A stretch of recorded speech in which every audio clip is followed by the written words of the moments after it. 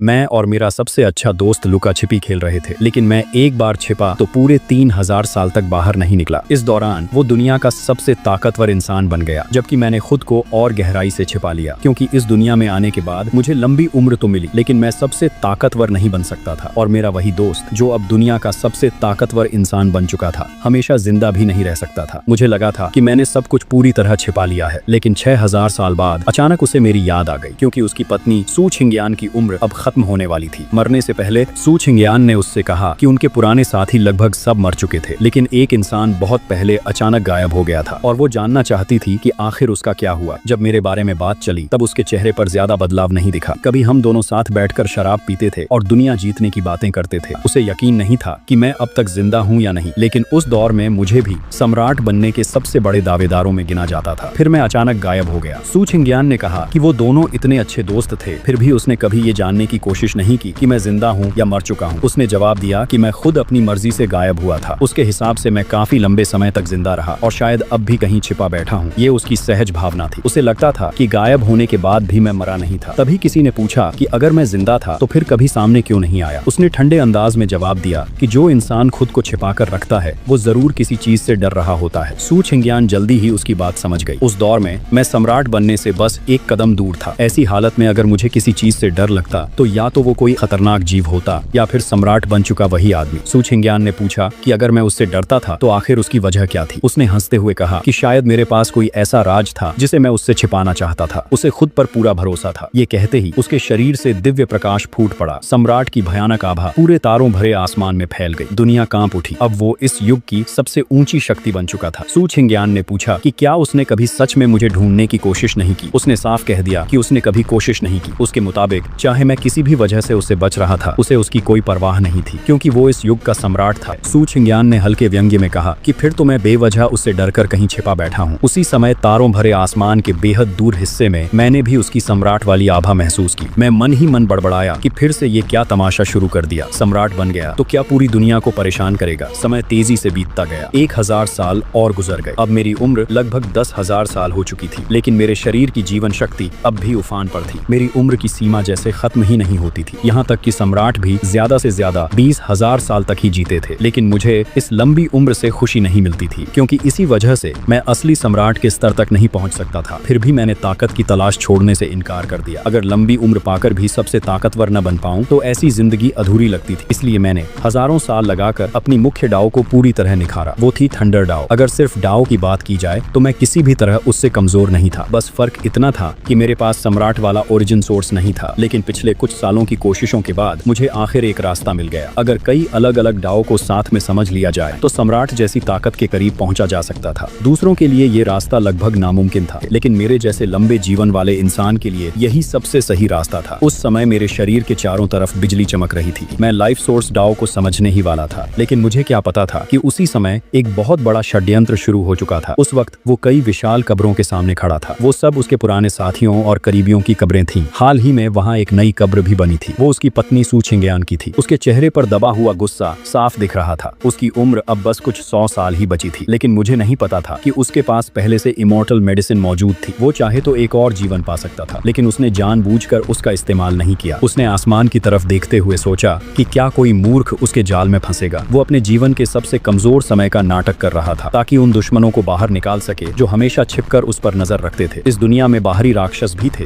और अंधेरे में छिपे पुराने खतरनाक जीव भी। उसने सोचा कि वो खतरनाक जीव बहुत अच्छी तरह छिपे रहते थे, बिल्कुल मेरी तरह। यहाँ तक कि उसने एक पल के लिए ये भी सोचा कि कहीं मैं भी किसी खतरनाक अस्तित्व जैसा तो नहीं बन गया। अगर ऐसा होता तो मेरा उससे बचना समझ में आता। कम से कम फिर दोबारा मुलाकात तो होती। हालांकि वो मिलते ही मुझे मार डालता। कुछ 100 साल और बीत गए। मैं अब भी अपनी डाव को समझने में डूबा हुआ था। तभी मैंने महसूस किया कि वो फिर से मरने का नाटक कर रहा था, लेकिन मुझे भरोसा नहीं हुआ। अगर उसके पास सच में इमॉर्टल मेडिसिन नहीं होती तो हालात इतने शांत नहीं रहते। स्पष्ट था कि वो अपने दुश्मनों को बाहर निकालना चाहता था। मैं मन ही मन उसकी खराब एक्टिंग पर हंस रहा था, लेकिन तभी अचानक दुनिया के बाहर से भयानक कंपन उठा। पूरा तारों भरा आसमान हिल गया। दुनिया भर के लोग डर गए। कुछ लोग समझ ही नहीं पाए कि अचानक क्या हो गया। उन्हें लगा युद्ध शुरू होने वाला था। उसी समय आसमान की सबसे ऊंची जगह पर अचानक एक प्राचीन सीढ़ी प्रकट हुई। वो नजारा इतना विशाल था कि पूरा आसमान ढक गया। लोग डर और हैरानी से कांप उठे, क्योंकि ऐसी चीजें सिर्फ प्राचीन कथाओं में सुनने को मिलती थीं। यहाँ तक कि मैं भी खड़ा होकर दूर आसमान को देखने लगा। मैं जानना चाहता था कि आखिर उस उसके साथ क्या चल रहा था, लेकिन थोड़ी देर बाद वो भयानक कंपन धीरे धीरे शांत होने लगे। प्राचीन सीढ़ियां भी गायब हो गईं। पूरा संसार फिर शांत हो गया। तब मुझे समझ आ गया कि वो अभी मरने वाला नहीं था। उन खतरनाक जीवों ने उसकी असली हालत पहचान ली थी, लेकिन उसकी चाल पूरी तरह बेकार भी नहीं गई। उसे कम से कम ये पता चल गया कि उसके दुश्मन कहाँ छिपे थे। मैं हल्की हंसी के साथ वापस बैठ गया, फिर अपनी कल्टीवेशन में डूब गया, लेकिन मैंने उसे कम आंका था। जैसे ही उसने अपनी सम्राट वाली ताकत वापस पाई, वो सीधे अपने दुश्मनों पर टूट पड़ा। उसने पूरे आसमान को हिला दिया, प्राचीन फॉरबिडन जोन तक को बाहर निकलने पर मजबूर कर दिया। उसकी ताकत देखकर पूरी दुनिया कांप उठी। मैंने भी उसकी ताकत देखकर मन ही मन उसकी तारीफ की, लेकिन मैं जानता था कि हमारा रास्ता अलग था। इसके बाद एक भयानक जीव गहरे अंधेरे से बाहर गिरा। उसके शरीर में सम्राट का दिव्य भाला धांसा हुआ था। फिर वो सीधे दुनिया के बाहर वाले क्षेत्र में घुस गया और दूसरे खतरनाक जीवों पर हमला कर दिया। उस युद्ध का नतीजा किसी को नहीं पता चला। आखिर में वो वापस लौट आया, लेकिन कोई भी उसकी हालत देखने की हिम्मत नहीं कर पाया। समय तेजी से गुजरता गया। 8000 साल और बीत गए। अब मेरी उम्र 18,000 साल हो चुकी थी। मैंने लाइफ सोर्स डाओ को पूरी तरह मास्टर कर लिया था। मैं 8000 साल पहले के मुकाबले कहीं ज्यादा ताकतवर बन चुका था। अब मुझे पूरा यकीन हो गया था कि मेरा रास्ता सही था। इस युग में सम्राटों को छोड़ दिया जाए तो मुझे भरोसा था कि मैं किसी को भी कुचल सकता था। इन 8000 सालों में वो भी लगातार हलचल मचाता रहा। मेरी जानकारी में उसने कई फॉरबिडन जोन में घुसकर तबाही मचाई, यहाँ तक कि तारों भरे आसमान की गहराइयों में छिपे खतरनाक जीवों का भी शिकार किया। मुझे हमेशा लगता था कि वो किसी बड़ी चीज की तैयारी कर रहा था, लेकिन पिछले 1-2 हजार सालों में वो अचानक शांत हो गया। उसने दुनिया के सामने आना लगभग बंद कर दिया और मैं भी अपनी कल्टीवेशन में इतना डूबा था कि उसकी ज्यादा परवाह नहीं करता था। लेकिन मुझे बिल्कुल उम्मीद नहीं थी कि पूरी दुनिया की डाव अचानक बदलने लगी। हर तरफ अलग तरह की ऊर्जा फैल गई। इसका मतलब साफ था, अब वो सम्राट दुनिया से गायब हो चुका था। नई पीढ़ी के लोग अब फिर से सम्राट बनने की कोशिश कर सकते थे, लेकिन तभी मेरे मन में एक डरावना ख्याल आया। क्या उसने खुद अपनी ताकत काटकर किसी खतरनाक अस्तित्व का रूप ले लिया था? इस दुनिया के ज्यादातर खतरनाक जीव पहले कभी सम्राट रह चुके थे। उन्होंने खुद अपनी शक्ति का हिस्सा काट दिया था ताकि वो बहुत लंबे समय तक जिंदा रह सकें। लेकिन तभी मेरे मन में दूसरा विचार आया, शायद उसने खुद को कमजोर करके दुनिया की रक्षा करने वाला गार्जियन बनने का रास्ता चुना हो। ऐसे लोग भी खतरनाक अस्तित्वों में गिने जाते थे, लेकिन वो दुनिया को बचाने के लिए खुद को सील कर लेते थे ताकि किसी बड़े संकट के समय दोबारा जाग सकें। मैं उसके बारे में सोच ही रहा था, तभी अचानक पूरे आसमान को ढक देने वाला एक विशाल हाथ प्रकट हुआ। उस हाथ ने सीधे उसके होली लैंड को मलबे में बदल दिया। लेकिन मुझे तुरंत कुछ अजीब महसूस हुआ। उस होली लैंड ने बिल्कुल भी विरोध नहीं किया। स्पष्ट था कि वो जगह पहले ही खाली की जा चुकी थी। उसने अपने गायब होने से पहले सब कुछ हटा लिया था और जो हमला हुआ वो सिर्फ एक जांच थी। मैं गहरे आसमान की तरफ देखता रहा। उसी दौरान एक साधारण सी रोशनी मेरी नजरों के सामने से गुजरी, लेकिन उस रोशनी में मुझे एक बेहद खास आभा महसूस हुई। मैं तुरंत उसके पीछे निकल पड़ा। जब मैंने उस रोशनी के अंदर की चीज देखी तो मेरा चेहरा बदल गया। उसके अंदर एक बेहद अजीब चीज थी। उसकी शाखाओं पर 3 रहस्यमयी फूल खिले हुए थे। उन फूलों को सिर्फ एक नजर देखने से ही अमर आभा महसूस हो रही थी। वो थी रेनकार्नेशन डिवाइन फ्लावर, एक ऐसी इमॉर्टल मेडिसिन जिसके पीछे दुनिया के सबसे ताकतवर लोग भी पागल रहते थे, लेकिन मैं कुछ कर पाता उससे पहले ही वो डिवाइन फ्लावर अचानक मेरी तरफ उड़ने लगी। एक पल के लिए मुझे लगा कि वो डिवाइन फ्लावर मुझे चुनने वाली थी, लेकिन अगले ही पल उसने अचानक दिशा बदल दी। वो तेजी से मुझसे दूर भागने लगी। मैं बिना देर किए उसके पीछे दौड़ पड़ा। हालांकि मैंने अपनी असली थंडर डाओ इस्तेमाल नहीं की, मैंने सिर्फ लाइफ सोर्स डाओ का इस्तेमाल किया। जब मैं उसके करीब पहुंचा तो मैंने हाथ बढ़ाकर उसे पकड़ने की कोशिश की। विशाल ऊर्जा ने तुरंत पूरे इलाके को घेर लिया, लेकिन जैसे ही मैं उसे छूने वाला था वो अचानक चमकती रोशनी बनकर दूर निकल गई। उसी समय वहां से गुजर रहे एक और इंसान ने भी उस डिवाइन फ्लावर को देख लिया और उसने भी तुरंत उसे पकड़ने की कोशिश की। दोनों ताकतें आपस में टकराईं। पूरा आसमान जोर से कांप उठा। मैंने दूर फैले अंधेरे की तरफ देखा। मेरा चेहरा गंभीर हो गया क्योंकि वहां एक और खतरनाक अस्तित्व छिपा हुआ था। उसके चारों तरफ काला धुंध फैला हुआ था, जिसकी वजह से उसकी असली शक्ल देख पाना मुश्किल था। वो भी मुझे साफ नहीं देख पा रही थी। इसी वजह से उसने हमला नहीं किया और उसी मौके का फायदा उठाकर रीइंकार्नेशन डिवाइन फ्लावर वहां से भाग निकली। तभी उस खतरनाक अस्तित्व की आवाज सुनाई दी। उसने पूछा कि आखिर मैं कौन था। मैंने भी उसकी तरफ ध्यान से देखा, फिर बिना कुछ बोले वहां से निकल गया। वो भी लड़ाई नहीं चाहती थी, इसलिए वो भी जल्दी से गायब हो गई। सम्राट के गायब होने के 10,000 साल बाद मेरी उम्र 28,000 साल हो चुकी थी और इस दौरान मैंने अपनी तीसरी डाओ को भी पूरी तरह मास्टर कर लिया था। वो थी हिडन एक्सटिंक्शन डाओ। अब मेरी तीनों डाओ एक दूसरे का सहारा बन चुकी थी। मेरी ताकत 10,000 साल पहले से कई गुना ज्यादा बढ़ चुकी थी, यहाँ तक कि मेरे अंदर हल्की सम्राट जैसी आभा भी दिखाई देने लगी थी। अब मैं उन खतरनाक अस्तित्वों का सीधे सामना कर सकता था। मुझे लगा था कि अब मैं आराम से अपनी कल्टीवेशन करता रहूंगा, लेकिन 1000 साल बाद अचानक 2 भाई बहन एक खास तरीके से एक रहस्यमयी जगह में घुस गए। लेकिन उन्हें बिल्कुल अंदाजा नहीं था कि वो जगह दरअसल एक खतरनाक अस्तित्व का ठिकाना थी और वो अस्तित्व हजारों सालों से गहरी नींद में सो रहा था। लेकिन जैसे ही उन दोनों ने वहां से एक दुर्लभ खजाना चुराया, वो तुरंत जाग उठा। अगले ही पल भयानक गुस्से से भरी आभा पूरे आसमान में फैल गई। हालांकि उनके पास खास टैलिस्मन मौजूद था। उस टैलिस्मन की ताकत से वो कई स्टार रीजन पार करके भागने वाले थे, लेकिन तभी उस खतरनाक अस्तित्व ने उन पर हमला कर दिया। उसकी ताकत ने उन्हें जबरदस्ती नीचे गिरा दिया। फिर एक और विशाल हमला उनकी तरफ बढ़ा और दुर्भाग्य से जिस स्टार रीजन में वो हमला गिरा, मैं उसी जगह कल्टीवेशन कर रहा था। मैं उस समय एक खास डाव को समझने में डूबा हुआ था। उसी दौरान मुझे इस पूरी घटना का एहसास हुआ। मैंने तुरंत उन दोनों को देख लिया। वो एक लड़का और एक लड़की थे। उनके शरीर से बेहद शक्तिशाली आभा निकल रही थी। उन दोनों के पास दूसरा एम्परर लेवल ट्रेजर भी था। एक पल में वो कई स्टार रीजन दूर भाग गए, जिसकी वजह से वो खतरनाक अस्तित्व उनका पीछा नहीं कर पाया। लेकिन उसी समय उसका हमला मेरी तरफ गिर चुका था। अगले ही पल मैंने हाथ उठाकर सामने धक्का दिया। मेरी ताकत सीधे उस विशाल हमले से टकरा गई। दो खतरनाक शक्तियों की टक्कर से पूरा आसमान कांप उठा।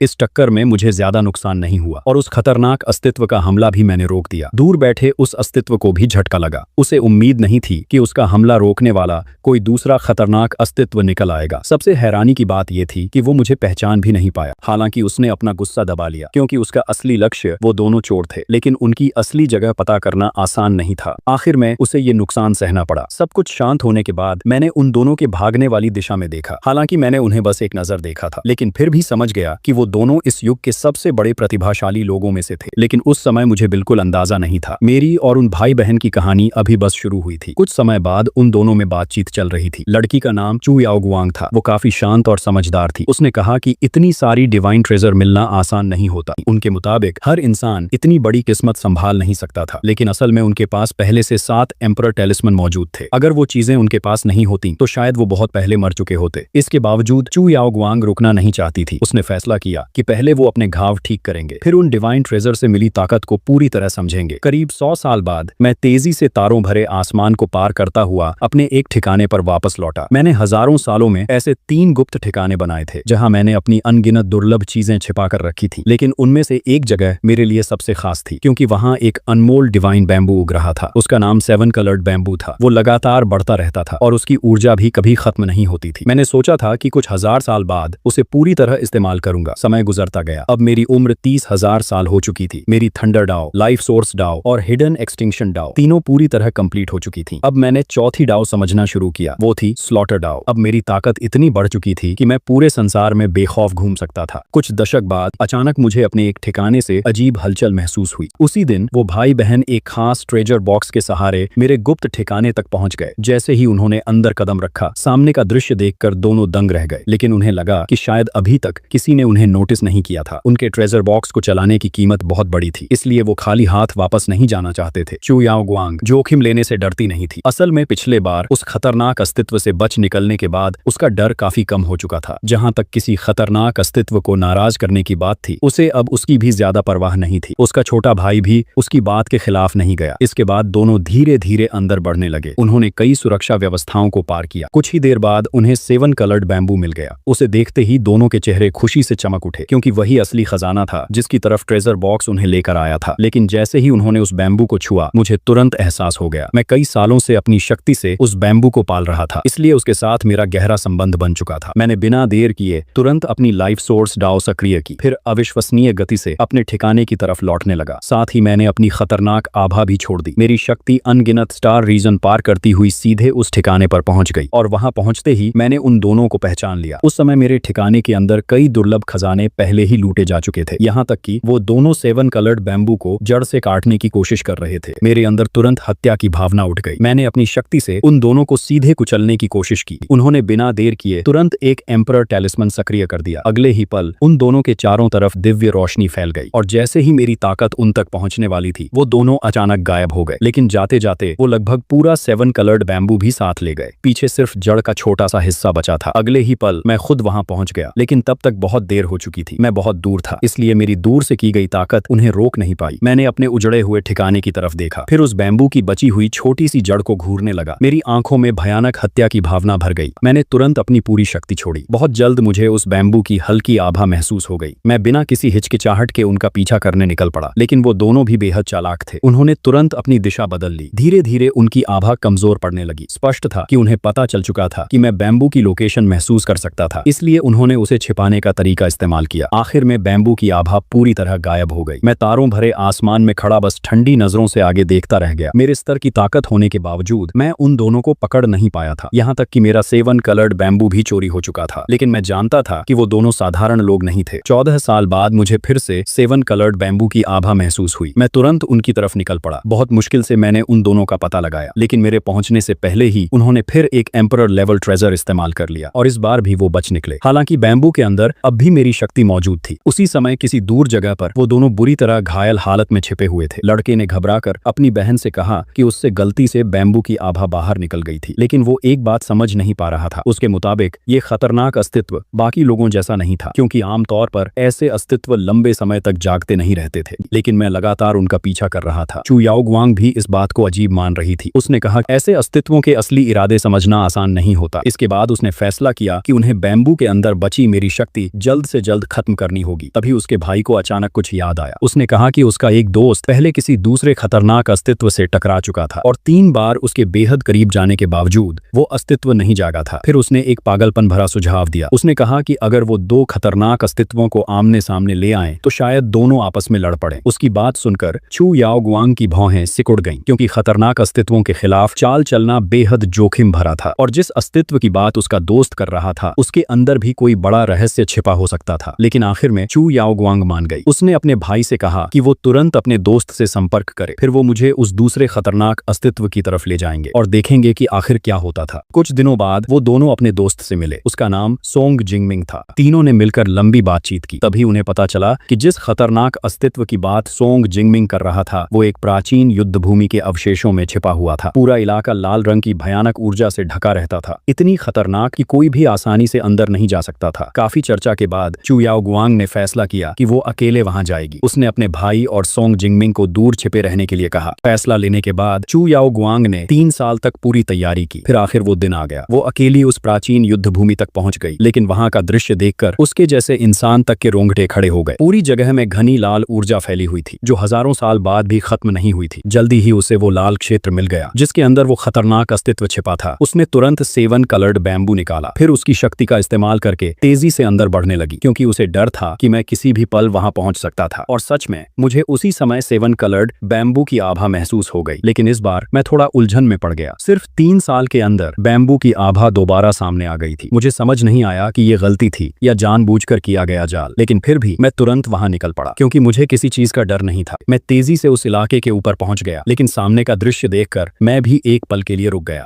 10,000 लाइक्स होते ही पार्ट 2 मिल जाएगा।